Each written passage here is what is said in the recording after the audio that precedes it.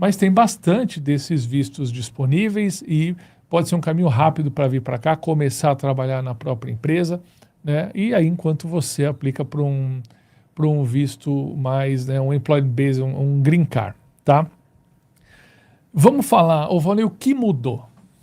Então, o que mudou fundamentalmente é que a partir de agora, especificamente a partir de janeiro, que foi a última mudança no Código Geral de Regulamentos, né? Especificamente na sua parte 8, que é regulado, me parece, pelo artigo 214. Né? Houve uma mudança importante em que agora aqueles que quiserem aplicar para o visto H1B não necessariamente precisarão de um terceiro sponsor.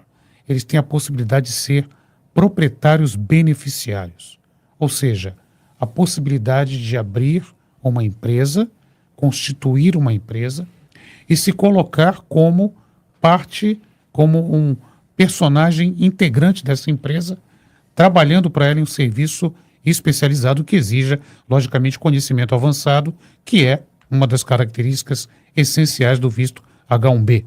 Ou seja, ser o próprio sponsor. Né? Ser o autopatrocinador. Autopatrocinador. Davi, quando a gente põe no tema da live assim, um novo visto para startups, o que a gente quer dizer com startups? O conceito de startup é basicamente uma empresa que está começando já com uma certa estrutura, né? Um objetivo específico, um produto ou serviço já a ser prestado, não sempre necessariamente, mas é importante já demonstrar que possui capacidade financeira para iniciar a sua operação através de capital próprio ou investimentos, mas startup é uma empresa que está iniciando a sua atividade, o new office. Mas o termo startup ficou muito associado à indústria de tecnologia da informação, informática. É correto isso ou startup pode ser em outras áreas também? Startup pode ser em qualquer área. Ficou muito associado porque a quantidade de startups de tecnologia é muito maior que em qualquer outra área, né? É que as startups de tecnologia ficam famosas.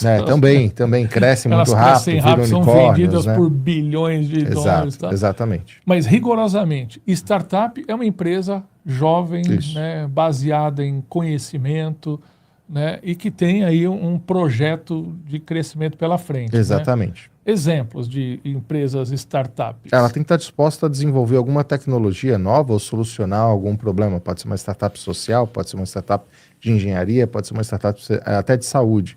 Mas, por exemplo, uma startup dedicada a desenvolver algum tratamento novo de saúde, encontrar algum medicamento, uma startup dedicada a questões ambientais para resolver algum problema específico de um bioma e assim por diante. Tem N possibilidades de startups diferentes. Valnei, uma empresa de consultoria, por exemplo, de um engenheiro, de um bioquímico, por exemplo, é uma startup?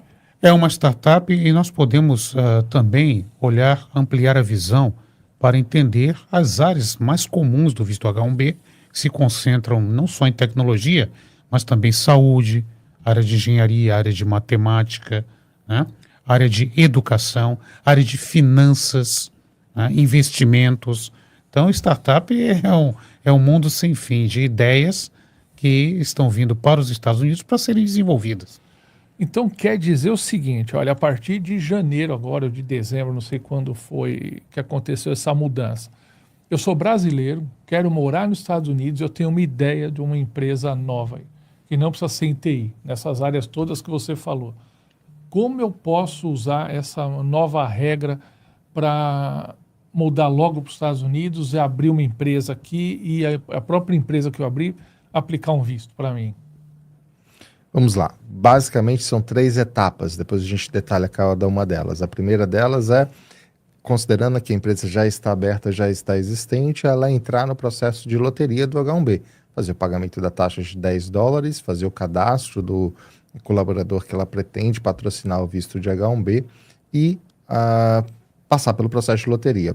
Uma vez sorteado, passar pelo processo de obtenção da licença, né, do Departamento de Trabalho. O Departamento de Trabalho vai autorizar aquela empresa, demonstrando que aquela empresa tem capacidade para contratar um estrangeiro e demonstrando que não está atrapalhando, não está colocando em risco o trabalho de um americano. E por último é a aplicação do I-129, que é de fato o pedido do H1B, para analisar se todas as condições estão reunidas, se o Departamento de Trabalho deu autorização devida para aí sim aquele candidato estar aprovado para começar o trabalho em outubro. Eu acho que a gente queimou uma etapa. A gente podia falar rapidinho o que é o visto H1B, né, Valnir? Muito É um bem. visto de trabalho temporário que permite, concedido por 3 anos, renovado até 6 anos, Mais né? 3 anos. Mas quais são as exigências de um visto H1B? Em primeiro lugar, você precisa ter uma formação de bacharelado. A lei diz bacharelado ou equivalente, né? Ou seja, espera-se que você seja um profissional que tenha formação superior e conhecimentos avançados naquela área, né? Nós, quando falamos esse nível superior, podemos falar não só de bacharéis, mas também os mestres, né? O mestrado, porém, o mestrado ou doutorado realizado em solo americano. Infelizmente, o MBA do Brasil ou os mestrados do Brasil, para fins do H1B, não são aceitos.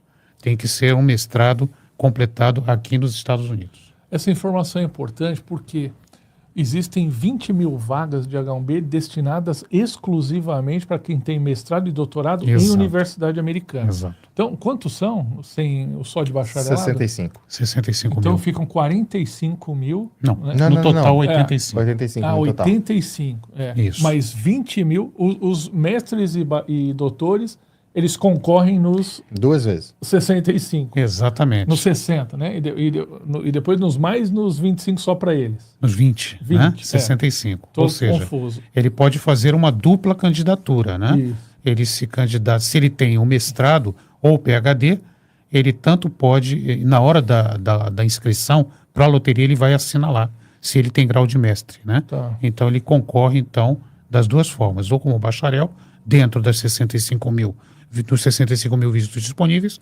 ou como portador Mestre e de doutor mestrado tem nos a Estados Unidos. segunda chance de repescagem Exatamente. nos próximos 20, né? Então, quem é mestre e doutor tem aí 2 chances, né, de correr. Ele participa primeiro na loteria dos 65 mil e depois na loteria dos 20 mil. Por que loteria? Como funciona isso, Davi? O que acontece, né, eu tenho uma empresa aqui e eu quero pedir um visto H1B. Para quem eu peço isso? É loteria porque de fato é um sorteio, né? Você precisa fazer um cadastro diretamente no DHS. Dentro desse período de março, a gente está falando ali. Mês de março. Entre né? dia 7 mês de dia março. São 27. 2 semanas, 2 ou 3 semanas Esse no ano acho que máximo. abre dia 3 ou dia 5, né? Agora. O doutor Valnei, acho que confirmou, foi dia Dia 7 esse 7 é ano, o né? dia 27. Isso, 7 7 a e 27. 27. O ano passado 27 foi do de dia março. 1º ao dia 20, no ano passado. Esse ano eles prorrogaram uma semana, o dia 7 ao dia 27. Mas são 3 semanas, é muito rápido o período, e são recebidas ali milhares de candidaturas para essas vagas. Em geral, o triplo, né? Centenas de milhares. Não, mas em geral é o triplo, né? Então vamos falar, se eles vão sortear 85 vezes 3, 240 mais ou menos, deve vir. 240 mil aplicações, acho. Foi a estatística do ano passado, Foi né? do ano passado. Era muito mais. Era muito mais. Mas o que acontece? Era muito mais porque o mesmo candidato poderia ser. Isso no retrasado. Exatamente. Poderia ser cadastrado várias vezes por empresas diferentes. E era um método das empresas indianas de tecnologia, que tem várias subsidiárias aqui nos Estados Unidos, colocar o mesmo candidato em todas as suas subsidiárias. Então, várias vezes ele era. Agora não.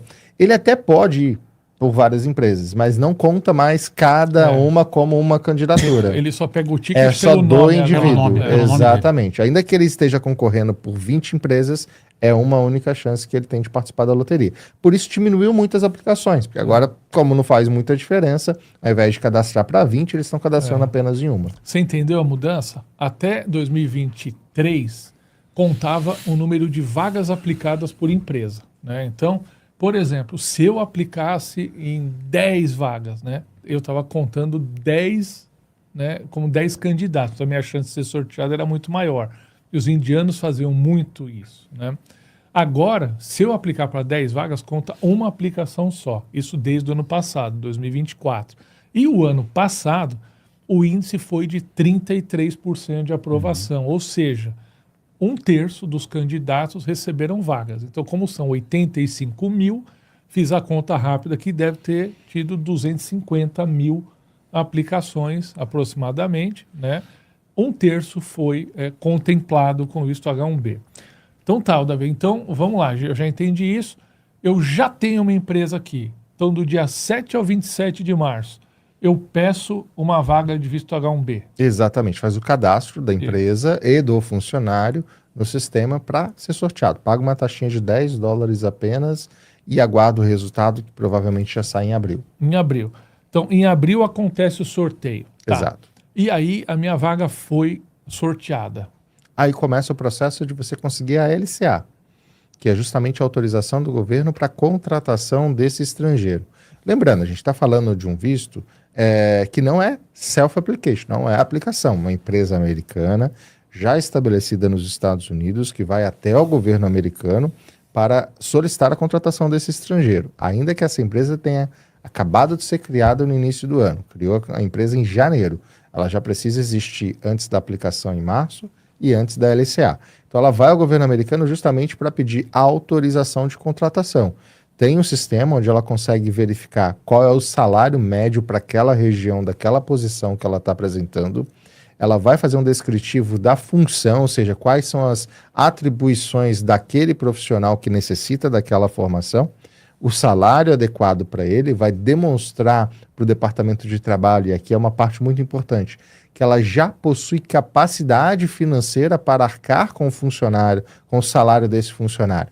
Seja através de balanços anteriores demonstrando lucratividade, seja através de capital no caixa, pelos próximos 18 meses, caso seja uma empresa onde está sendo patrocinado um dos sócios, ou 30 meses, caso seja uma empresa que...